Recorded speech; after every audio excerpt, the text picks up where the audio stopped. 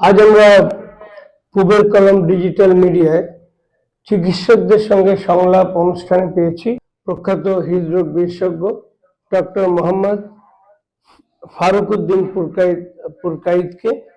তিনি একজন বিখ্যাত চিকিৎসক হিসেবে ইতিমধ্যেই সুনাম অর্জন করেছেন।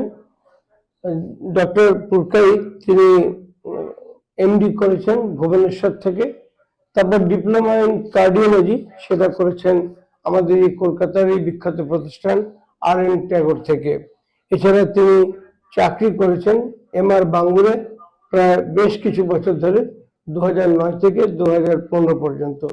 বর্তমানে তিনি নিজেই একটি হাসপাতাল প্রতিষ্ঠা করেছেন এবং সেখানে তিনি বহু লোকের চিকিৎসা করছেন। তো তাকে আমরা আমাদের স্টুডিওতে স্বাগত জানাচ্ছি। ধন্যবাদ আপনাকে। পূবের কলম ডিজিটাল মিডিয়ায় আমাকে সাদর আহ্বান করাবার জন্য আমি আন্তরিকভাবে তাদেরকে ধন্যবাদ জ্ঞাপন করব, বিশেষত আহমেদ হাসান ইমরান সাহেবকে। তো আমাদের আজকের যে আলোচনার টপিক সেটা মোস্টলি হার্টের বিষয় নিয়ে, যেটা সাধারণ মানুষের জন্য উপকারে আসবে সেটা আমরা আশা করব। আচ্ছা, প্রথমে আপনাকে যে কথাটি বলবো সেটা হচ্ছে মানুষ হৃদরোগের ট্রিটমেন্টকে খুব ব্যয়সাপেক্ষ মনে করে। যদি কারো হৃদরোগ হয় সেভাবে আমাকে তো রাজরোগে ধরেছে, আগে যেটা যক্ষা সম্বন্ধে বলা হতো, এবং আমাকে তো এই জন্য প্রচুর অর্থ ব্যয় করতে হবে বেঁচে থাকার জন্য। এ সম্পর্কে আপনি কি বলবেন? সাধারণ ক্ষেত্রে হৃদরোগকে আমরা যদি বিভক্ত করি সেটা 3 ভাগে বিভক্ত হয়। সেটা হার্টের রক্ত চলাচল গঠিত সমস্যা, হার্টের ইলেকট্রিক্যাল অ্যাক্টিভিটির সমস্যা এবং স্ট্রাকচারাল বা গঠনগত সমস্যা। এই 3টে সমস্যার মধ্যে সাধারণ ক্ষেত্রে বেশিরভাগ লোক যেটাতে ভোগে সেটা রক্ত চলাচল গঠিত ব্লকের সমস্যা নিয়েই, এবং সেটাতেই সাধারণত হার্ট অ্যাটাক বা অন্যান্য রোগ হয়। তার চিকিৎসা জেনারেলি লাইফ লং করতে হয়, যার কারণে তার যে চিকিৎসা সাপেক্ষ বা ঔষধ নিতে হয় সেটা ব্যয়বহুল হয়, এবং অন টাইম তার যে চিকিৎসাগুলো করতে হয় সাধারণত বেলুন সার্জারি বা বাইপাস সার্জারি তথাকথিত, সেই সার্জারিগুলো খরচা সাপেক্ষ। বেসরকারি কর্পোরেট হসপিটালগুলোতে সেগুলোর খরচা 2.5 থেকে 3.5 লক্ষ টাকার মধ্যে। যদিও বর্তমানে আমরা ধন্যবাদ দেব আমাদের রাজ্য সরকারকে, তিনি স্বাস্থ্যসাথী প্রকল্পের আওতায় এই অপারেশন বা চিকিৎসাগুলো সাধারণ মানুষের জন্য অনেকটা সহজলভ্য করেছেন। এছাড়া আরেকটি প্রচলিত ধারণা রয়েছে যে এই ধরনের কার্ডিওলজির চিকিৎসা করাতে হলে আমাদের মফস্বলে তেমন কোনো সুযোগ নেই, বরং তাকে আসতে হবে রাজধানী কলকাতায় যদি পশ্চিমবাংলার কথা মনে করেন, এবং সেখানে ট্রিটমেন্ট করাতে হবে। অনেকে আবার একটু বেশি ভয় পেয়ে চলে যান বেঙ্গালুর বা চেন্নাই। তো এই যে মফস্বলে মানে হৃৎপিণ্ডের চিকিৎসার বা কার্ডিওলজির চিকিৎসার তেমন সুযোগ নেই, এই বিষয়টিকে আপনি কিভাবে দেখেন? হ্যাঁ, এই কথাটা খুবই সত্যি যে হৃদরোগের যে চিকিৎসাগুলো হয় তার চিকিৎসার জন্য যে ব্যবস্থাপনাগুলো লাগে, ডায়াগনস্টিক টেস্ট বা আনুষাঙ্গিক, মোস্টলি যেটা আমরা দুটো ভাগে যদি বিভক্ত করি সেটা হচ্ছে একটা সিটিভিএস কার্ডিওথোরাসিক ভাস্কুলার সার্জারি বিভাগ এবং আরেকটা হচ্ছে ক্যাথ ল্যাব বা ইন্টারভেনশনাল কার্ডিওলজি বিভাগ। এই দুটো বিভাগ প্রতিষ্ঠা করার জন্য অনেকটা ব্যয় সাপেক্ষ, এবং সেই তুলনায় গ্রামীণ মানুষরা অ্যাফোর্ড করতে পারে না বলে বেশিরভাগ সময় মফস্বলে এই যে দুটো বিভাগ বললাম, ক্যাথ ল্যাব এবং সিটিভিএস বা করোনারি বা কেয়ার ইউনিট বা কার্ডিওথোরাসিক ভাস্কুলার সার্জারি বিভাগ থাকে না, তাই মফস্বলে বেশিরভাগ সময় সাধারণ মানুষরা এর চিকিৎসা পায় না। এই বিভাগগুলো বেশিরভাগ ক্ষেত্রে মফস্বলে জায়গায় কসমোপলিটান বা শহরে থাকে, তবে বর্তমানে অনেক মফস্বলে ধীরে ধীরে এই সমস্ত বিভাগগুলোর ব্যবস্থাপনা করা হয়েছে। যেমন আমাদেরই দক্ষিণ 24 পরগনার ফলতা এরিয়াতে আমরা এই ধরনের হসপিটাল প্রতিষ্ঠা করেছি। তো আপনি মফস্বলে একটা হাসপাতাল প্রতিষ্ঠা করেছেন, নামটা হচ্ছে আশরিফা হসপিটাল। আমার সেখানে যাওয়ার সুযোগ হয়েছিল, আমি দেখেছি যে কিভাবে রোগীরা বহু দূর দূর থেকে এসে, সব গ্রামের রোগী, তারা সেখানে বেনিফিটেড হচ্ছে। তো আপনি কিভাবে ভাবলেন যে আমাদের শহরগুলি, কলকাতা শহরের ঝাঁ চকচকে হসপিটালগুলি ছেড়ে দিয়ে লোকেরা আপনার হসপিটালে যাবে, আশরিফাতে যাবে, যেটা দক্ষিণ 24 পরগনার ফলতার কাছে শহরা বাজারে অবস্থিত। সরারহাট। শহরাহাটে অবস্থিত। জি। আপনার যে প্রশ্ন তার আমি ছোট সংক্ষেপে উত্তর দিলে 3টে পার্টে বিভক্ত করব। নাম্বার 1, মফস্বল বা গ্রামে সব জায়গাতেই হসপিটালের প্রয়োজনীয়তা আছে, যেহেতু বর্তমানে ক্রিটিক্যাল কেয়ার রোগীর সংখ্যা বাড়ছে, যেহেতু আমরা জন্ম নিয়ন্ত্রণ করছি, সেক্ষেত্রে বার্ধক্য পপুলেশন বাড়ছে এবং তাদের যেটা মোস্টলি রোগ হয় সেটা ব্রেন স্ট্রোক এবং হার্ট অ্যাটাক। এই দুটো রোগের ক্ষেত্রে সময় খুবই গুরুত্বপূর্ণ। তাই সেক্ষেত্রে তার বাড়ির কাছাকাছি যতটা হসপিটালে পৌঁছলে যদি তার চিকিৎসা পায়, তার জন্য আমাকে গ্রামের দিকেই বড় হসপিটাল খুলতেই হবে, এটা একটা বড় কারণ। দ্বিতীয় কারণ, কর্পোরেট হসপিটালে সাধারণত অল্টারনেটিভ বিলিং এর কোনো ব্যবস্থা থাকে না। মানে একটা গরিব মানুষ তিনি বিল দিতে পারবেন না, তাহলে তিনি চিকিৎসা পাবেন না। কিন্তু আমাদের যে হসপিটাল বা আমরা যে হসপিটালগুলো চালাই, সেখানে অল্টারনেটিভ বিলিং এর ব্যবস্থা থাকে। একটা মানুষ যদি তিনি চিকিৎসার ব্যয়ভার না দিতে পারেন, তাহলে আমাদের কাছে জাকাত ফান্ড বা অন্যান্য কমন ফান্ডের ব্যবস্থা আছে, যেখান থেকে তাদের চিকিৎসা দেওয়ার সুযোগ থাকে। তৃতীয় যে পয়েন্টটা, যে মফস্বল বা গ্রামের মানুষ কলকাতা অবধি পৌঁছাতে গেলে তাদের যে অবস্থাটা বা খারাপ তৈরি হয়, যেটা তার পরবর্তী ক্ষেত্রে চিকিৎসা দেওয়ার জন্য সমস্যাময় তৈরি হয়, যেটার জন্য আমাদের মনে হয়েছে যে মফস্বলের যদি আমরা চিকিৎসা দিই, মানুষের বিশ্বস্ততা অর্জন করা যাবে, সাধারণ মানুষের সাধ্যের মধ্যে চিকিৎসা দিতে পারবো। তো ডক্টর ফারুকউদ্দিন সাহেব, আপনাকে আমি আরেকটা কথা জিজ্ঞেস করতে চাই।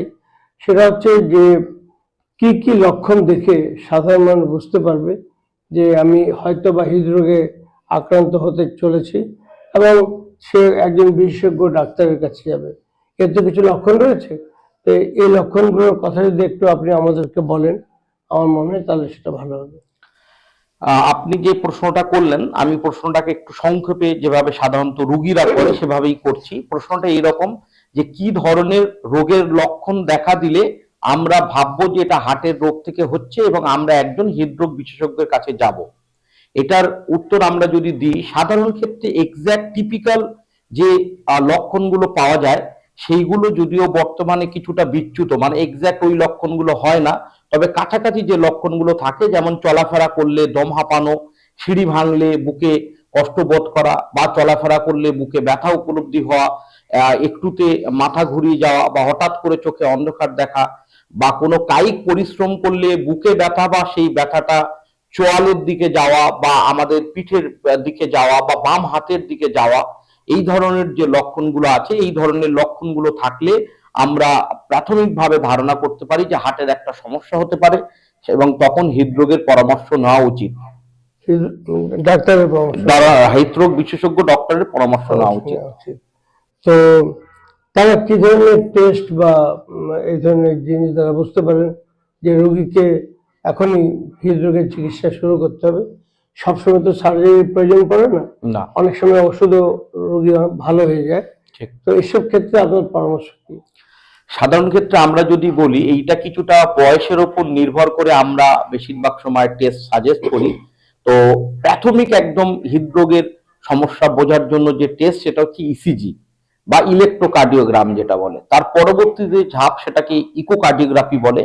তারপরে আরো অনেকগুলো পরীক্ষা হয়, তবে আনুষঙ্গিক যে পরীক্ষাগুলো খুব জরুরি আমরা সাজেস্ট করি, সেটা হচ্ছে একটা শরীরের তেলের মাত্রা পরীক্ষা করা বা কোলেস্টেরলের মাত্রা পরীক্ষা করা, যেটাকে আমরা লিপিড প্রোফাইল বলি। তবে এইখানে এই ভ্রান্ত ধারণায় না থাকা ভালো যে লিপিড প্রোফাইল যার ভালো আছে মানে তার হার্টের সমস্যা নেই, এটা ঠিক নয়। দ্বিতীয় পয়েন্ট, ইসিজি করা। ইসিজিতে আমরা সাধারণ ক্ষেত্রে হার্টের সমস্যা থাকলে ইসিজিতে বেশি খুব কম খরচার মধ্যে একটা ধারণা পাওয়া যায় যে তার হার্টের মধ্যে ব্লকের সম্ভাবনা বা অন্য সম্ভাবনা আছে কিনা। ইকোকার্ডিওগ্রাফি করলে আমরা তার স্ট্রাকচারাল কোনো প্রবলেম আছে কিনা, আগে কোনো হার্ট অ্যাটাক হয়েছে, ভালভের লিকেজ আছে কিনা সেটা ধারণা পাওয়া যায়। আরেকটা বিষয়, যে হার্টের অ্যাটাক হওয়ার বা হার্টের ব্লক থাকার সম্ভাবনা আছে, সেটা অগ্রিম ধারণা যদি পেতে হয়, সেক্ষেত্রে আমরা ট্রেডমিল টেস্টের সাজেশন করি, টিএমটি। এই কটা টেস্ট জেনারেলি আমরা অ্যাডভাইস করি। এর উপরে সুপিরিয়র যদি দেখা যায় যে না, ইসিজিতে ক্রিটিক্যাল চেঞ্জ আছে বা পেশেন্ট অনেক বেশি সিমটোমেটিক, তখন তাদের ক্ষেত্রে আমরা করোনারি অ্যাঞ্জিওগ্রাম বা সিটি করোনারি অ্যাঞ্জিওগ্রামের আমরা তাদেরকে সাজেস্ট করি। একটা আপনি নিজেই বললেন যে এক্ষেত্রে কর্পোরেট হসপিটালগুলি তারা তো সাজিয়ে বসে আছে যে আপনারা আসুন, এখানে অপারেশন করান, বা অন্য যে পদ্ধতিগুলি রয়েছে তার মাধ্যমে যান, বেলুনিং আছে, অন্য জিনিস আছে, আপনি একটু আগে আলোচনায় আমাকে বলছিলেন। তো এগুলো কি আমাদের সরকার যে সুপার স্পেশালিটি হসপিটালগুলি করেছে তার মধ্যে কিছু পাওয়া সম্ভব রোগীদের চিকিৎসার ক্ষেত্রে? এক। আর দুই নম্বর হচ্ছে যে জেলা সদর হাসপাতালে এই হৃদরোগের অপারেশন করা, ব্লকেজ দূর করা, এগুলো কতটা করা যাচ্ছে? কারণ আমরা দেখতে পাচ্ছি লোক ছুটছে ভেলোরের দিকে, লোক ছুটছে ব্যাঙ্গালোরের দিকে, লোক ছুটে আসছে এখানে অ্যাপোলো বা অন্য কোনো হসপিটালে যাচ্ছে। তো সরকারি হাসপাতালের কি অবস্থা একটু যদি বলেন। আপনি দুই জায়গায় কাজ করেছেন, সরকারি হাসপাতালেও আপনি কাজ করেছেন, তার পরিপ্রেক্ষিতে আপনাকে এই প্রশ্ন। আর সরকারি হাসপাতালে সুযোগ আছে, তবে সাধারণত যেগুলো পেরিফেরাল হসপিটাল বা যেগুলো মফস্বল হসপিটাল বা সাব ডিভিশনাল হসপিটাল, বেশিরভাগ ক্ষেত্রে সেই সমস্ত হসপিটালে সাধারণ মানের কার্ডিয়াক চেক আপের ব্যবস্থাপনা হয়তো আছে, যেমন ইসিজি বা ইকোকার্ডিওগ্রাম, এই সমস্ত ব্যবস্থাপনা আছে। কিন্তু অ্যাডভান্স স্তরের যে চিকিৎসা ব্যবস্থা বা টেস্টের কথা বলা হলো, যেমন করোনারি অ্যাঞ্জিওগ্রাম বা সিটি করোনারি অ্যাঞ্জিওগ্রাম বা বেলুন সার্জারি বা বাইপাস সার্জারি এর যে বিভাগ, এই জিনিসগুলো সাধারণ ক্ষেত্রে এখন অবধি মফস্বল হসপিটাল বা সাব ডিভিশনাল হসপিটাল বা সুপার স্পেশালিটি হসপিটালে সবগুলো জায়গাতে হয়ে ওঠা সম্ভব হয়নি। কোনো কোনো জায়গায় গভর্নমেন্ট প্রচেষ্টা চালাচ্ছে, তার কিছু কিছু পার্ট হয়তো এসছে, কিন্তু সেটা মাস স্তরে দেওয়ার মতো যে পরিকল্পনা, তার জন্য হয়তো গভর্নমেন্টের আরো কিছুটা সময় লাগবে। তবে এই মুহূর্তে যদি বলা যায়, কলকাতার মেডিকেল কলেজ হসপিটালগুলো বা পেরিফেরালি মেডিকেল কলেজ হসপিটাল, যেটা টার্সিয়ারি কেয়ার হসপিটাল, তার বেশিরভাগ গুলোতে আছে, দুটো একটা বাদ দিলে। আচ্ছা, কিন্তু সেখানে হয়তো সুযোগ পেতে। হ্যাঁ, আমি বললাম যে মাস পপুলেশনের জন্য যে ব্যবস্থা, যেহেতু আমাদের পপুলেশনটা ভারতের পপুলেশন এজেড পপুলেশন হচ্ছে, যেহেতু বার্থ কন্ট্রোল করছে বলে বাড়িতে সবাই বয়স্ক জেনারেশনরা বাড়ছে, বাচ্চারা কম, সেক্ষেত্রে হৃদরোগ বা ব্রেন স্ট্রোকের সম্ভাবনা বাড়ছে। তাদের যে সুযোগগুলো পাওয়ার ক্ষেত্রে পেরিফেরাল হসপিটালে যে পরিমাণ প্রেসার তৈরি হয় বা যে পরিমাণ মানুষ আসে সেই সার্ভিস নিতে, তার পরিকাঠামো গভর্নমেন্টের ওই মাস স্তরে দেওয়ার মতো এখনো আরো অনেক কিছু ব্যবস্থাপনার প্রয়োজন আছে। মাস স্তরে দেওয়া সেটা সম্ভব নয়, যেহেতু ম্যাক্সিমাম জায়গায় ক্রিটিক্যাল কেয়ারের যে বেডগুলো থাকে সেটা 10, 15, 20 অবধি থাকে, যেখানে রিকোয়ারমেন্ট আছে ধরুন 10,000। 10,000 বেডটা একটা সাব ডিভিশনালে 20টা বেড, সেটা কখনোই পূরণ করা সম্ভব নয়। এর জন্য গভর্নমেন্টের প্রচেষ্টা আছে, আমরা দেখছি পরিকাঠামোগত ভাবে। এছাড়াও তারা স্বাস্থ্যসাথী কার্ডের মাধ্যমে ক্রিটিক্যাল কেয়ার বেসরকারিতেও নিতে পারবে। বাহ। কিন্তু আমরা লক্ষ্য করেছি, আপনি বয়স্কদের কথা বললেন যে তাদের একটু বেশি হচ্ছে, কিন্তু শিশুদের এবং কি বাচ্চাদের, তাদেরও কিন্তু আজকে হৃদরোগে আক্রান্ত হওয়ার খবর আমরা শুনতে পাই। এবং তার জন্য সরকার একটা আলাদা ব্যবস্থাও করেছে, অ্যাপ্লাই করলে বাচ্চাদের অপারেশনের জন্য, শিশুদের অপারেশনের জন্য একটা নির্দিষ্ট পরিমাণ টাকাও পাওয়া যায়, ভর্তিতেও সুবিধা পাওয়া যায়। এই সম্পর্কে যদি আপনি কিছু বলেন। শিশুদের যে রোগের বিষয়ে হার্টের আপনারা বললেন, বা আমরা যেটা জানি বা আপনাদের কাছে যে খবরটা যায়, আমি প্রথমেই বলেছিলাম যে হার্টের রোগকে আমরা যদি 3 ভাগে বিভক্ত করি, একটা রক্ত চলাচল বা সঞ্চালনের ব্লক, আরেকটা হচ্ছে তার ইলেকট্রিক্যাল অ্যাক্টিভিটির ব্লক, আরেকটা পার্ট হচ্ছে স্ট্রাকচারাল ডিফর্মিটি বা স্ট্রাকচারাল প্রবলেম। সাধারণ ক্ষেত্রে বাচ্চাদের যে হার্টের সমস্যা হয়, বেশিরভাগ ক্ষেত্রে 95% যদি বলা যায়, সেটা স্ট্রাকচারাল ডিফর্মিটি, মানে হার্টের মধ্যে ফুটো আছে, কোনো একটা ভালভ ফরমেশন হয়নি বা কোনো একটা আর্টারি উল্টো দিকে তৈরি হয়ে গিয়েছে। এই সমস্ত ক্ষেত্রে হার্টের সার্জারির প্রয়োজনীয়তা পড়ে। এটাকে আমরা ডাক্তারি ভাষায় কনজেনিটাল হার্ট ডিজিজ বলি। এদের ক্ষেত্রে গভর্নমেন্টের শিশু সাথী প্রজেক্ট আছে, সেই প্রজেক্টের আওতায় যদি তারা যায়, তাহলে সেক্ষেত্রে হার্টের সার্জারির ব্যবস্থাপনা পেতে পারে। তবে তাদের এই যে সার্জারিটা লাগে আর বয়স্কদের যে বাইপাস সার্জারি করা হয়, দুটোর মধ্যে কিছুটা ফারাক আছে। তো আমরা এখন দেখতে পাচ্ছি যে অনেক সময় পেস মেকার বসানো হচ্ছে। এই পেস মেকারও বিভিন্ন দামে পাওয়া যায় এবং সরকারি বেসরকারি উভয় হাসপাতালে এই পেস মেকার বসছে। এছাড়া আপনি তো বললেনই যে এনজিওগ্রাফি, এনজিওপ্লাস্টি, এগুলো অনেক সময় ডক্টররা সাজেস্ট করে থাকেন, সার্জনরাও সাজেস্ট করে থাকেন। এ সম্বন্ধে যদি আপনি সংক্ষেপে কিছু বলেন। আমি আমার পূর্বতন বক্তব্যের মধ্যে এই পোর্শনটা বললাম যে 3 ধরনের যে সমস্যা আছে, একটা হচ্ছে ইলেকট্রিক্যাল অ্যাক্টিভিটি বা আমাদের হার্ট সবসময় একটা কারেন্ট উৎপাদন করে। সেই কারেন্ট যেটা উৎপাদন করে যদি বয়সের সাথে কোনোভাবে সেই কারেন্ট উৎপাদন ক্ষমতাটা কমে যায়, ইলেকট্রিক্যাল অ্যাক্টিভিটি কমে কমে যায়, তখন আমরা সেটাকে বিভিন্নভাবে first degree AB block, complete heart block এরকম বলি। এই ব্লকের ক্ষেত্রে পেসমেকার বসাতে হয়। পেসমেকার সাধারণ ক্ষেত্রে অনেকগুলো ভ্যারিয়েবল মোডের হয়, single chamber, dual chamber, MRI compatible, MRI non compatible এবং life time warranty, standard warranty এরকম বিভিন্ন ভাগে বিভক্ত হয়। তবে প্রয়োজনীয়তার জন্য যে পেসমেকারটা প্রয়োজন হয় সাধারণ ক্ষেত্রে সেটা প্রয়োগ করা হয়। তবে এখনকার স্ট্যান্ডার্ড যেটা প্রোটোকল তাতে dual chamber, MRI compatible, standard warranty pacemaker গভর্নমেন্টের থেকেও বসাবার সুযোগ আছে স্বাস্থ্যসাথী কার্ডে, বা বেসরকারি তো অবশ্যই তার সুযোগ আছে। এটা হলো ইলেকট্রিক্যাল অ্যাক্টিভিটির ব্লক ঘটিত সমস্যার সমাধান। এর পরের পোর্শন থাকলো যদি রক্তের সঞ্চালন গঠিত মানে হার্টের রক্তের ধমনী গঠিত যদি ব্লক থাকে, সেক্ষেত্রে দুরকম বিষয়টা এসে দাঁড়ায়। একরকম বিষয় হচ্ছে এই যে যদি একটা ব্লক থাকে বা দুটো ব্লক থাকে এবং ব্লকগুলো আয়ত্তের মধ্যে, সেক্ষেত্রে সেটাকে বেলুন দিয়ে ফুলিয়ে সেই ব্লকটাকে ছাড়িয়ে দিয়ে তার মধ্যে একটা ড্রাগ এলুটিং স্টেন বসিয়ে দেওয়া হয়, যেটাকে আমরা বেলুন অ্যাঞ্জিওপ্লাস্টি বা বেলুন সার্জারি বলি। আর আরো একটা ক্ষেত্রে যদি তিনটে বা চারটে বা অধিক সংখ্যক ব্লক থাকে বা হার্টের যেটা মেন ধমনী, যেটাকে আমরা লেফট মেন আর্টারি বলি, যদি ব্লক থাকে, সেক্ষেত্রে সাধারণ ক্ষেত্রে আমরা সরাসরি বুক কেটে সার্জারি করার কথা বলি এবং সেক্ষেত্রে বুকের বা পায়ে থেকে আমাদের গ্রাফ তুলে সাধারণ ক্ষেত্রে মানে সেই জায়গা প্রতিস্থাপন করা হয়, এটাকে বাইপাস সার্জারি বলে। তাহলে রক্ত ঘটিত ব্লক থাকলে আইদার অ্যাঞ্জিওপ্লাস্টি বা বেলুন সার্জারি এবং বাইপাস সার্জারি করতে হয়। আর ইলেকট্রিক্যাল অ্যাক্টিভিটি থাকলে পেসমেকার বসাতে হয়। 3 নম্বরটা যেটা বাচ্চাদের ক্ষেত্রে বা বড়দের ক্ষেত্রে হয়, যে মেকানিক্যাল কোনো ডিফর্মিটি থাকলে, কোনো ভালভ খারাপ হয়ে গিয়েছে, ফুটো আছে, সেক্ষেত্রে সেটা বাইপাস সার্জারির মতো করে সেটাকে ফুটোটা মেরামতি করা হয় বা ভালভ রিপ্লেস করা হয়, সেটা স্ট্রাকচারাল প্রবলেমের জন্য। এই 3 ধরনেরই চিকিৎসা ব্যবস্থা আছে হার্টের, বাকিগুলো এরই সমতুল্য বা এদেরই কাছাকাছি। আচ্ছা, ডক্টররা আমরা যাদের সঙ্গে কথা বলেছি তারা প্রায় পরামর্শ দিয়ে থাকেন যে আপনারা কিভাবে হৃদরোগ থেকে বেঁচে থাকতে পারেন। তো তার মধ্যে তারা রয়েছেন যে বেশি চর্বিযুক্ত খাবার খাবেন না, রেড মিট খাবেন না, তারপর দ্বিতীয়ত এ ধরনের একটু হাঁটাচলা করবেন, হাঁটাচলার অভ্যাস রাখুন, নিজের ঘরে একটু ব্যায়াম করুন। তো এই ধরনের নানা আমাদেরকে পরামর্শ দেওয়া হয় এবং নিয়মিত টেস্ট করাতেও টেস্ট যেতে হয়, পরীক্ষা যেতে হয়, সেগুলোর কথাও বলা হয়। তো এগুলো সম্বন্ধে যদি আপনি আমাদের পাঠকদের দর্শকদের একটু অতিবাহিত মানে করেন, জানান দেন, মনে হয় সেটা ভালো হবে। হ্যাঁ, স্যারের কথা অনুযায়ী আমি এক বাক্যে উত্তর দেওয়ার জন্য, যে হৃদরোগ থেকে বাঁচার জন্য আমাদের কি সাবধানতা অবলম্বন করা উচিত, সেটাকে যদি আমরা বিভক্ত করি, সাধারণ ক্ষেত্রে হৃদরোগ হওয়ার দুটো পার্ট।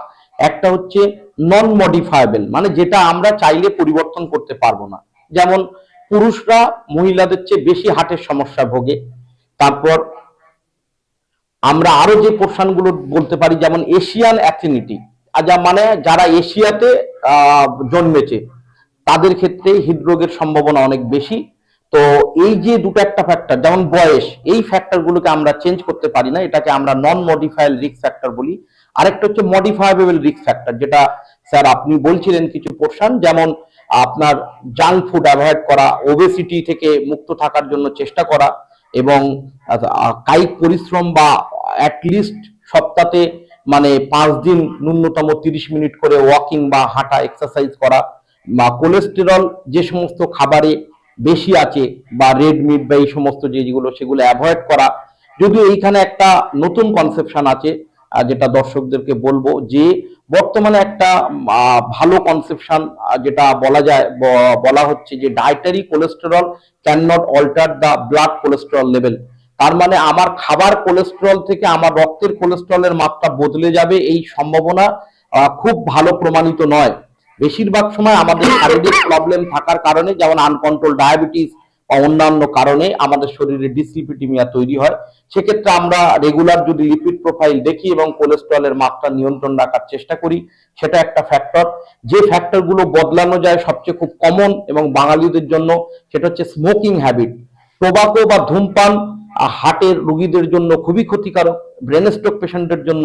তাই অবশ্যই করে স্মোকিং বন্ধ করা, টোবাকো থেকে বেঁচে থাকা, সেটা যে কোনো উপায় হতে পারে, শুধু স্মোকিং নয়। অনেক সময় আমরা গুটখা বা খৈনি আকারেও টোবাকো ইউজ করি, সেগুলো থেকে বেঁচে থাকা। তারপর হাঁটার কথা বলা হলো, ডায়েটের কথা বলা হলো। আরো যে দুটো একটা পয়েন্ট, যে স্ট্রেস ফ্রি, যতটা আপনি দুশ্চিন্তা মুক্ত হতে পারবেন, যতটা আপনি মানসিক স্বাচ্ছন্দ্যে থাকতে পারবেন, ততটা আপনি হৃদরোগ থেকে বাঁচতে পারবেন। কারণ আমরা রিসেন্টলি কিছু অংশে যেটা দেখছি যে লিন বিল্ড, এরকম অনেক ভিআইপি পার্সন আছেন, যদি আমরা নাম করেই বলি, যেমন সৌরভ গাঙ্গুলি, তিনি লিন বিল্ড চেহারা এবং রেগুলার এক্সারসাইজ করেন, নন অ্যালকোহলিক, নন স্মোকার, তারপরেও হার্টের সমস্যা হয়েছে। যেহেতু যারা কোনো অ্যাডমিনিস্ট্রেটিভ পার্সন, তাদের কাছে স্ট্রেস একটা কাজ করে, তাই দুশ্চিন্তা মুক্ত জীবন, ন্যূনতম 8 ঘন্টা ঘুমানো, এবং তার সাথে আনুষঙ্গিক যে পাঠগুলোর কথা বললাম সেগুলো যদি আমরা করার চেষ্টা করি, প্রেশার সুগার নিয়ন্ত্রণ রাখার চেষ্টা করি, অতিরিক্ত লবণ বর্জন করি, তাহলে আমরা হৃদরোগ থেকে বাঁচার সম্ভাবনা থাকবে। তবে কখনোই কোনো কিছুই প্রোটেকশন 100% দেয় না, তার বাইরেও বিয়ন্ড একটা চান্স থাকে, কিন্তু সতর্কতা অবলম্বন করা সবসময় স্বাস্থ্যের জন্য ভালো। এখন আপনাকে একটা ব্যক্তিগত প্রশ্ন করি। ডক্টর ফারুক, আপনি তো দক্ষিণ 24 পরগনার ফলতার কাছে শহরের বাজারে শহরের হাট, সরি আমি বাজারের মধ্যে হাটার বাজারে খুব বেশি পার্থক্য জি, নেই। শহরের হাটে আপনি একটা হসপিটাল নির্মাণ করেছেন, যেখানে হার্ট সহ অন্যান্য রোগের খুব দ্রুত চিকিৎসা দেওয়া হয় এবং কম খরচে চিকিৎসা দেওয়া হয়। তো আপনি কি করে ভাবলেন যে লোকেরা শহরের হাসপাতালগুলো ছেড়ে আপনার গ্রামের হাসপাতালে যাবে হার্টের চিকিৎসার জন্য, এবং এটা করতে গিয়ে আপনাকে কি ধরনের অসুবিধার কথা বা কি ধরনের সাফল্যের মুখে আপনি পড়েছেন, সেটা যদি সংক্ষেপে একটু বলেন। আমাদের যে হসপিটাল, আশিফা হসপিটাল, যেটা ফলতার সরারহাটে আছে, 100 বেডের, এনএবিএইচ অ্যাক্রিডিটেড এবং স্বাস্থ্যসাথী এ গ্রেডের হসপিটাল। আমি যার ডিরেক্টর, এবং আমরা একাধিক সংখ্যক ডক্টর যারা বোর্ড অফ ট্রাস্টির মধ্যে থেকে, এটা এনজিওর মাধ্যমে চলে। এবং এই হসপিটাল করার আমাদের মেন উদ্দেশ্য, যেটা আমি আমার আগে বলেছি, যে গ্রামীণ মানুষদের ক্ষেত্রে কর্পোরেট হসপিটালে আসার তাদের সুযোগ থাকে না, আর সরকারি হাসপাতালের ক্ষেত্রে মাস পপুলেশনের সার্ভিস দরকার হয় বলে সেক্ষেত্রে তারা লাইনে পড়ে যায়। সেটাতে তাদের বিকল্প রাস্তা হিসাবে আশিফা হসপিটাল এলে তাদের যদি আর্থিক প্রবলেম থাকে, সেক্ষেত্রে অল্টারনেটিভ বিলিং এর মাধ্যমে তাদের চিকিৎসা দেওয়ার সুযোগ থাকে। এবং পুরো এন্টায়ার সাউথ 24 পরগনা জেলাতে আমরাই প্রথম ক্যাথল্যাব নিয়ে এসেছি, এবং হার্টের বিভিন্ন সার্জারি বা হার্টের সমস্ত বিভাগ নিয়ে এবং অন্যান্য মাল্টি স্পেশালিটি বিভাগ নিয়ে মানুষের কাছে এসেছি, যেটা সাধ্যের মধ্যে চিকিৎসা। আমরা বেশিরভাগ সময় রবীন্দ্রনাথ টেগোরের কাজ করেছি, সেখানে যিনি প্রতিষ্ঠাতা দেবী শেঠির স্বপ্নে আমরা অনেক সময় নিজেরাও স্বপ্ন দেখি। তিনি বলেন যে চিকিৎসা সাধ্যের মধ্যে নয়, যে সমাধান সাধ্যের মধ্যে নয়, সেটা কোনো সমাধানই নয়। সেই সমাধান করার জন্যই আমাদের এই হসপিটাল, যে যেখানে কর্পোরেটের মতো আমরা ফেসিলিটি দেবো, কিন্তু সাধ্যের মধ্যে চিকিৎসা, আর যদি তিনি সাধ্যের মধ্যে না পারেন, তার জন্য অল্টারনেটিভ বিলিং এর ব্যবস্থা করে দেওয়া।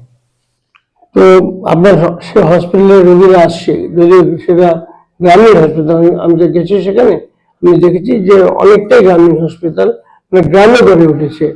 তো সেখানে রোগীর কি ধরনের রোগীরা আসছে বা কি ধরনের সেবা আপনারা তাদের দিতে পারছেন? সাধারণ ক্ষেত্রে ব্রেন স্ট্রোক, হার্ট অ্যাটাক এবং ক্রিটিক্যাল কেয়ার পেশেন্ট গুলো মোস্টলি আমাদের কাছে আসে। তার সাথে কিছু সার্জিক্যাল কেসও থাকে, যেমন urology, gastroenterology, general surgery, gynaecology, সেই বিভাগও আছে, ডায়ালিসিস বা নেফ্রোলজি বিভাগ, এগুলো আছে। কিন্তু মোস্টলি আমরা যেটার উপর ফোকাস করি, গ্রামীণ দিকে যেটা সবচেয়ে বড় সমস্যা হচ্ছে ক্রিটিক্যাল কেয়ার সার্ভিস পাওয়া। যেহেতু কলকাতাতে একটা ক্রিটিক্যাল কেয়ার পেশেন্টের একদিনের খরচা ন্যূনতম 30 থেকে 50 হাজার টাকার মধ্যে, যেখানে আমাদের মতো মানে মফস্বলে আমরা সেটা নামিয়ে নিয়ে এসেছি 8 থেকে 10 হাজার টাকার মধ্যে, যেটা মানুষের সাধ্যের মধ্যে। এবং তাতে গ্রামীণ মানুষরা যাদের ক্রিটিক্যাল কেয়ারের দরকার পড়ছে, এবং বিশেষ করে হার্ট অ্যাটাক, ব্রেন স্ট্রোক, যেগুলো বিভিন্ন জায়গা থেকে ফেরত দিচ্ছে যে আমাদের এখানে ক্রিটিক্যাল নেয়ার নেই, তাদের কলকাতা যাওয়ার মধ্যে সাধ্য নেই, সেই মানুষরা আমাদের কাছ থেকে সার্ভিস নিচ্ছেন এবং অপরন্ত তারা দোয়া দিয়ে যাচ্ছেন, এবং তাদেরকে সার্ভিস দিতে পেরে আমরাও খুশি হচ্ছি। আপনাকে অনেক ধন্যবাদ। আপনি আমাদের দর্শকদের জন্য অনেক কথাই বললেন, যা আমাদের দর্শকদের কাজে লাগবে বলে আমি মনে করি। আপনি যে আমাদের স্টুডিওতে এসে এই কথাগুলো বললেন, তার জন্য আবারও আপনার শুকরিয়া আদায় করছি, আপনাকে ধন্যবাদ জানাচ্ছি এবং আমি আল্লাহর কাছে, ঈশ্বরের কাছে প্রার্থনা করব আপনার যে প্রচেষ্টা, যে মফস্বলী বা গ্রামীণ অঞ্চলে সাধারণ মানুষকে চিকিৎসা সেবা দেওয়া এবং তাও এইসব গুরুতর যাতে খুব ক্রিটিক্যাল কেয়ারের প্রয়োজন হয় সেই সব রোগে, সেটা যেন সফল হয় এবং মানুষ যেন আপনার কাছ থেকে আরো উপকৃত হতে পারে। আপনাকে অনেক অনেক ধন্যবাদ।